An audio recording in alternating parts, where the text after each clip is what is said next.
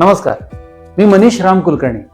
दी पद्मांशा सागा या सिरीजमध्ये आपलं स्वागत करतो. MRK ऑफिशियल्सच्या या सिरीजच्या मागच्या भागात श्री पद्मनाभ कुलकर्णी यांच्याकडून आपण जाणून घेतलं की पद्मांशा टेक्नॉलॉजीने आपल्या कर्तृत्वाच्या जोरावर 7 समुद्रापार किती मोठी भरारी मारली, किती मोठं भव्य यश मिळवलं. आता हे यश मिळवलं या मागचं कारण काय, या यशाच्या मागे काय आहे, तर ती आहे स्ट्रॅटेजी. एका कंपनीची स्ट्रॅटेजी जी असते तीच एक गोष्ट असते जी कंपनीला पुढे घेऊन जाते, यशस्वी बनवते. तर आपण आज जाणून घेऊया की पद्मांशा टेक्नॉलॉजीची ही स्ट्रॅटेजी काय आहे. पद्मांशा टेक्नॉलॉजीच्या स्ट्रॅटेजीबद्दल आपण जाणून घेऊया मिस्टर शांत कुलकर्णी यांच्याकडून. नमस्कार. या भागात आपण पद्मांशाच्या स्ट्रॅटेजीबद्दल जाणून घेणार आहोत. तर मला प्लीज सांगा की पद्मांशाची जी स्ट्रॅटेजी आहे, कंपनी स्ट्रॅटेजी, ती कुठल्या आधारावर कशी प्लॅन केली? बेसिकली आपली स्ट्रॅटेजी जी आहे ती 2 भागात मेनली डिवाइड होते. एक तर लॉंग टर्म आणि एक शॉर्ट टर्म. आणि जसं आमचं पहिलं एक 10 वर्षाचं पण आहे की 10 वर्षात आपण काय काय करणार आहोत, मग त्याचे आम्ही भाग करून कुठल्या वर्षात काय करणार, कसं करणार, मग ते शेवटी दिवसापर्यंत येतो की वर्ष, मग 3 महिने, मग 1 महिना, मग 1 दिवस, आठवडा, मग 1 दिवसापर्यंत. तर त्या तऱ्हेने आम्ही ते टोटल स्ट्रॅटेजी जी आहे की त्या स्ट्रॅटेजीप्रमाणे आम्ही डेली वर्क्स वगैरे जे ते डिवाइड करत असतो. ठरवले जातात त्याप्रमाणे की आज काय करणार, उद्या काय करणार, मग ते या आठवड्यात काय करणार, मग या महिन्यात काय करणार, ते ठरतं आधीच की बाबा हे काय काय करायचं आहे ते. आणि त्याच्यासाठी बेसिकली जे आम्ही धरतो ते आमचे विजन आणि मिशन जे आहेत. अच्छा, हो, त्यावरूनच ते ठरते की मी कुठल्या आम्ही हे काय निर्णय घेणार आहोत ते कुठल्या बेसिसवर घेणार. की आम्हाला जे बेसिकली जे आहे की आम्हाला आमची जी इंडस्ट्री आहे, पंप इंडस्ट्री, तसं म्हटलं तर बऱ्यापैकी ऑर्गनाइज्ड आहे पण अनऑर्गनाइज्ड पण आहे. बरोबर. तर तिला ग्लोबल वॉटर मॅनेजमेंट एकूण जे आहे ते सगळं आम्हाला रिव्होल्युशनाइज करायचं की बुवा नुसतं साध्या लोकल बेसवर करण्याऐवजी टोटल कम्युनिटी बेस्ड जे असलं पाहिजे की सगळ्यांना पाणी मिळालं पाहिजे, त्यांच्या रिक्वायरमेंट प्रमाणे मिळालं पाहिजे, बरोबर, आणि सगळ्यांना मिळालं. महत्वाचं ते असं की सगळ्यांना डिस्ट्रीब्यूट व्हायला पाहिजे. असं नाही की काही लोकांना मिळतं आणि काही लोकांना नाही मिळत, असं नको आहे. आणि इक्वली पण व्हायला पाहिजे. इक्वली, नाही, ज्यांना जी रिक्वायरमेंट आहे त्या पण प्रत्येकाला मिळालं पाहिजे. नुसतंच कोणाला जास्त मिळतं कोणाला कमी मिळतं असं नाही.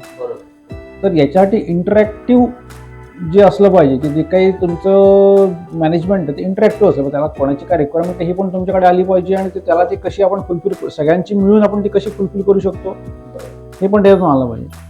तर त्याच्यासाठी इंटरॅक्टिव्ह असलं पाहिजे. बेसिक ते नुसतंच की तो काहीतरी डिसाईड करतोय, म्हणजे तो शेतकरी काहीतरी डिसाईड करतोय किंवा तो एखादा बंगल्यातला माणूस काय डिसाईड करतोय आणि आपलं जे काही म्हणजे वॉटर सप्लायवाले जे काय ते काहीतरी वेगळं डिसाईड करतायत. हे जे काही सगळं मिसकम्युनिकेशन असतं ते सगळं एकत्र करून म्हणजे मुळात कसं आहे ना, तुमची जी डिमांड आहे आणि तुमची जी सप्लाय आहे त्याच्यामधला एक प्रॉपर एक दुवा असला पाहिजे. की एकतर्फी नाही की एका सप्लायला वाटलं की मी एवढा सप्लाय करेन किंवा डिमांड वाटलं की माझी ही डिमांड, मी त्यावर कुठेतरी समन्वय साधला. फार छान. तर माझा प्रश्न होता पद्मनाभ सरांना की सर याच्याबद्दल विस्ताराने सांगा तुमच्या स्ट्रॅटेजी. जसं आता शांत सर म्हणाले की तुम्ही स्ट्रॅटेजी मॅनेजमेंटने एकदा ठरवली की आपण समजा एखादा एरिया यावर्षी आपण वेगळा डेव्हलप करणार आहोत किंवा आपण सेल्समध्ये कुठल्या तरी नवीन टेक्नॉलॉजीचा आपण वापर करणार आहोत किंवा असे कुठलाही एखादा स्ट्रॅटेजिक डिसिजन मॅनेजमेंटकडून घेतला गेला की त्याचं इम्प्लिमेंटेशन करणं हे मग प्रत्येक डिपार्टमेंटची आपापली रिस्पॉन्सिबिलिटी असते. म्हणजे त्याच्यानंतर आधी मोठ्या लेवलवरती प्लॅनिंग होतं की सेल्स डिपार्टमेंटने हे करेल, प्रोडक्शन डिपार्टमेंट ह्या प्रकारे काम करेल, नवीन मशिनरी अशी येईल, किंवा हे सगळे ते जे मोठ्या प्रमाणे जे ठरलेले आपले गोल आहेत यांचं फील्ड प्रमाणे त्या डिपार्टमेंट प्रमाणे वेगवेगळे गोल्स ठरवले जातात आणि याच्याप्रमाणे मग त्यांना फ्रीडम दिलं जातं की तुम्ही तुमच्याप्रमाणे सांगा की तुम्ही हे प्रत्येक तो जो त्या डिपार्टमेंटचा हेड आहे तो त्या गोष्टी मग कन्सिडर करतो. तो म्हणतो की मला याच्यासाठी ही नवीन मशिनरी लागेल किंवा एवढी मॅनपॉवरची एक्स्ट्रा रिक्वायरमेंट असेल किंवा मला ही गोष्ट इम्प्लिमेंट करण्यासाठी या प्रकारचं टेक्निकल स्किल इम्प्रूव्ह करावं लागेल, मला थोडंसं टेक्निकल ट्रेनिंग लागेल. या सगळ्या गोष्टी प्रत्येक डिपार्टमेंट आपापल्या प्रमाणे ठरवून काढून देतं आणि मग त्याच्याप्रमाणे पुन्हा ते जे काही स्ट्रॅटेजिक डिसिजन घेतले गेलेले आहेत त्याचं त्या डिपार्टमेंट वाईज सगळ्या जणांचं मिळून ते परत कन्सॉलिडेट केलं जातं की प्रत्येक जण आपापलं काम कसं करणार, कधी करणार, कोणाच्या टाइमलाईन कशा, कोणाच्या टाइमलाईन कशा, ह्याप्रमाणे हे सगळं मॅनेज करून मग तुम्ही ते एक चार्ट प्लॅन करता की ठीक आहे, हा आता प्रत्येक डिपार्टमेंटचा मंथ वाईज, वीक वाईज आणि डे वाईज याच्यामध्ये फॉलोअप्स खूप इम्पॉर्टंट असतात. त्याच्यामुळे यांच्या ज्या मीटिंग्स असतात, वीकली मीटिंग्स म्हणा, मंथली मीटिंग्स म्हणा, की मी मंथ बाय मंथ माझे टार्गेट्स ठरवलेले आहेत, पण त्याच्यामध्ये मी एखाद्या मंथमध्ये कमी पडत असतो, कुठलं तरी डिपार्टमेंट मागे पडतं, कुठलं तरी डिपार्टमेंटकडे सरप्लस रिसोर्सेस असतात. तर या सगळ्या गोष्टींचा कंटिन्युअसली रिव्ह्यू घेऊन या सगळ्या गोष्टी पुन्हा व्यवस्थित स्ट्रीमलाईन करणं आणि सी टू इट की तुम्ही जे ठरवलेलं आहे, जे काही इम्प्लिमेंट करायचं ठरवलेलं आहे ते तुमच्या वेळेत तुम्ही व्यवस्थित इम्प्लिमेंट करताय. हे तुमच्या डेली मीटिंग्स पण असतात, वीकली मीटिंग्स असतात, मंथली मीटिंग्स असतात. ह्या मीटिंग्स कंटिन्युअसली करून हे करेक्शन तुम्हाला कंटिन्युअसली करत राहावं लागतं आणि तेव्हा तुमची जी काही तुम्ही स्ट्रॅटेजिक डिसिजन्स घेतलेले आहेत ते तुमचे व्यवस्थित तुम्ही इम्प्लिमेंट करू शकता आणि ते स्ट्रॅटेजिक डिसिजन यशस्वी पण यशस्वी ठरवणार. Yes yes. म्हणजे मुळात तुमची जी डिपार्टमेंटचे जे हेड आहेत त्यांचं जे रिपोर्टिंग असतं त्या बेसिसवर या सगळ्या गोष्टी असतात. कारण शेवटी ग्राउंड लेवलवर तुम्हाला जे अनुभव आले त्यावरच तुम्ही पुढचं अपडेशन आपण. Yes yes. That is very nice. आणि ह्यातून एक महत्वाची गोष्ट घडते स्ट्रॅटेजायझिंग मधून की तुम्ही एकदा तुमची ती स्ट्रॅटेजी ठरवली आणि एकदा तुम्ही त्या मार्गावर चालू पडलात की तुम्हाला फक्त त्या करेक्शनचा विचार करायचा असतो. बरोबर. एकदा तुम्ही ठरवलं की मला हे अशा प्रकारे करायचंय किंवा परत त्याचा विचार त्या पिरियडमध्ये नाही करायचा. एक वर्षासाठी मी हे इम्प्लिमेंट करणार हे ठरलं की तो विषय संपतो आणि तुम्ही त्याच्यावर इम्प्लिमेंटेशन सुरू करता. मग विचार करायची वेळ संपतो. मग तुम्ही करेक्शन करा, पण नवीन नवीन परत विचार करण्यात वेळ न घालवता ऍक्च्युअली इम्प्लिमेंटेशन मध्ये तुम्हाला तुमचा वेळ घालून तुमची एनर्जी तुम्हाला फोकस करता येते. म्हणजे मुळात जे तुमचं जे रिपोर्टिंग होतं आणि त्या रिपोर्टिंग मधून जे आपल्याला गोष्टी समोर येतात त्याला रेग्युलरली ते तुम्ही इम्प्रूव्ह करत करत करत एक पर्टिक्युलर लेवलला आपल्याला पोहोचताय. रिपोर्टिंग ही सगळ्यात महत्वाची गोष्ट. ओके. म्हणजे एखादं काम केलं, प्रोडक्शन वाल्यांनी पॅनल बनवले पण त्यांनी त्याचं पेपर वर्क नीट केलं नाही, त्याचं रिपोर्टिंग जर का नीट झालं नाही तर त्यांनी ते काम न केलेलं तर धरलं जातं. ओके. तुम्ही जेवढे त्याचं पेपर वर्क तुम्ही नीट केलं की इतके युनिट मी बनवले, त्याचं टेस्टिंग ह्याने केलं, त्याचं मॅन्युफॅक्चरिंग ह्याने केलं आणि ते जेव्हा तुम्ही हे सगळं चेक होऊन जेव्हा ते फिनिश गुड्सच्या लिस्ट मध्ये गेले त्यावेळेस त्याने ते प्रोडक्शन कम्प्लीट केलं म्हणून धरलं जातं. बरोबर, अगदी बरोबर. कारण पेपर वर्क हे तेवढंच महत्वाचं, रिपोर्टिंग तेवढंच महत्वाचं. आता पेपर वर्क ऐवजी कॉम्प्युटर वर्क म्हटलं पाहिजे. खूप इंटरेस्टिंग गोष्ट तुम्ही सांगितली की म्हणजे तुमचे प्रॉडक्ट फक्त बनवले आणि कंपनीतून डिस्पॅच केले हा विषय नसतो. तसं नाही होत. बरोबर. तुमचे प्रॉडक्ट हे मार्केटमध्ये जाण्यासाठी perfectly triad and Yes, tested असतात. त्यामुळे yes. त्याच्या आणि ते त्या प्रोसेस मधूनच जायला पाहिजे. Exactly. त्याच वेळेस तुम्ही तुमचे जे काही क्वालिटी नॉर्म्स आहेत ते तुम्ही इम्प्लिमेंट करू शकता. त्याच वेळेस ते क्वालिटी प्रॉडक्टला इतकी क्वालिटी असते की ते एंड युजर पर्यंत जाणार आणि ही विल बी हॅपी. बरोबर. यातली कुठलीही गोष्ट मध्ये शॉर्टकट मारला गेला तर कुठे ना कुठेतरी कोणीतरी त्याचा अनहॅपी राहणार आणि shortfall होतं त्याचं. शॉर्टफॉल असणार. नाव खराब नाव होतं. खराब Yes, होतं. सगळ्यात महत्वाचं नाव.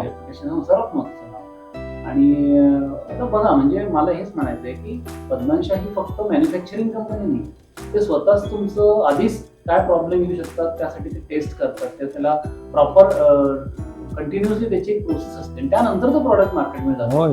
हे आज त्यांच्या कंपनीचे यशाचं रहस्य आहे. तर आता पद्मनाभ सरांनी जे आपल्याला सांगितलं, उल्लेख केला ते रिपोर्टिंग. आता मलाही उत्सुकता लागली की ते रिपोर्टिंग एक्झॅक्टली कसं होतं, त्यावेळी काय सिच्युएशन असते, बोलणारी व्यक्ती कुठल्या आधारावर बोलते, त्यावेळी काय एकंदर तो सिनारिओ असतो हे पाहण्याची आम्हाला उत्सुकता आहे. तर आपण आता सर्वात महत्वाचं म्हणजे आपण तुमचे रिपोर्टिंग ते प्रत्यक्ष बघू. आपण एकदम योग्य वेळी आलेले आहोत मिस्टर मनीष, कारण आज ऍक्च्युली MIS रिपोर्टिंग म्हणजे मंथली रिपोर्टिंगचा दिवस आहेच. तर आपण आता शांत कुलकर्णी आणि पद्मनाभ कुलकर्णी यांच्याकडून जाणून घेतलं की पद्मांशा टेक्नॉलॉजी स्ट्रॅटेजी कशी प्लॅन केली जाते. ही स्ट्रॅटेजी प्लॅन करताना किती एक मोठी प्रोसेस ते फॉलो करतात. ती प्रोसेस म्हणजे फॉलोअप, अनालिसिस आणि प्रॉपर प्रकारचं त्याचं वर्गीकरण किंवा त्याचं क्लासिफिकेशन. आता या सगळ्यांमध्ये महत्त्वाचं काय असतं, महत्त्वाचं असतं रिपोर्टिंग. पद्मांशाच्या वेगवेगळ्या डिपार्टमेंटचे हेड आपल्या डिपार्टमेंटचं रिपोर्टिंग कसं करतात हे फार महत्त्वाचं, कारण त्याच रिपोर्टिंगच्या आधारावरच त्याचं अनालिसिस केलं जातं, फॉलोअप घेतलं जातं आणि त्यानंतर ठरवली जाते स्ट्रॅटेजी. तर ह्याच्यामधल्या स्ट्रॅटेजी ठरवण्याच्या या प्रोसेसमधल्या सर्वात महत्त्वाचा पार्ट असलेले रिपोर्टिंग ते आपण आता प्रत्यक्ष बघूया की पद्मांशामध्ये विविध विभागांचे हेड रिपोर्टिंग कसं करतात. प्रत्यक्ष बघूया. तसेच कोटेशन आपण डायरेक्टली 13 कोटेशन पाठवतो आणि डीलरला आपण 21 पाठवतो आणि अदर्समध्ये 9 वेगवेगळ्या प्रकारचे आपण बिल करायला. तसंच एप्रिलमध्ये आपलं 2144 ऑर्डर लास्ट मंथच्या पेंडिंगमध्ये 610 तसं पण आपल्या गावामध्ये गव्हर्नमेंट येतच नाही आणि पुण्यामध्ये रिक्वायरमेंट होती पोलीस स्टेशन आहे. एप्रिल मंथमध्ये एकूण 3016 पॅनलचं प्रोडक्शन झालं. त्याच्यामध्ये SPTP 2117 आहेत, ग्रेवाले 129 आहेत, एक्सपोर्टचे पॅनल 2360 आहेत. दोन आहेत ना रिले डायरेक्ट आउटपुट येतो म्हणजे शॉर्ट झालेले. नाही रिलेचा प्रॉब्लेम नाही सर्व सर्व्हिस टीम पासून मार्केटिंग पर्सन पर्यंत सगळं आपले अरेंजमेंट झालेले आहे. जागेचं फायनल झालं आता आपलं 15 तारीखनंतर पुरा सेटअप आपला चालू होऊन जाईल. नाही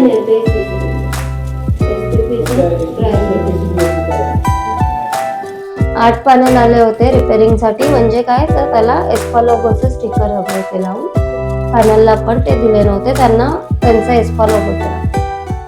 तर आजच्या एपिसोडमध्ये आपण जाणून घेतलं की पद्मश्रीची स्ट्रॅटेजी कशी प्लॅन केली जाते.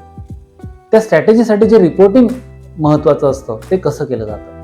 त्यामुळे आपल्याला जी माहिती मिळाली, आपल्या प्रेक्षकांना जी माहिती मिळाली ती नवीन व्यावसायिकांसाठी अतिशय उपयोगाची आणि मार्गदर्शक अशी आहे. तर पद्मश्रीचा हा प्रवास आता दिवसेंदिवस अतिशय रंजकपणे पुढे जातोय. आपल्याला ह्या प्रवासात अजून पुढे जायचंय आणि बरंच काही बघायचंय. तोवर एक छोटीशी विश्रांती घेऊया. तोपर्यंत आपण आमच्या MRK ऑफिशियल्सला लाईक करत राहा, सबस्क्राईब करत राहा. आपल्या पाठिंब्याची, भरघोस पाठिंब्याची आम्हाला आवश्यकता आहे. धन्यवाद.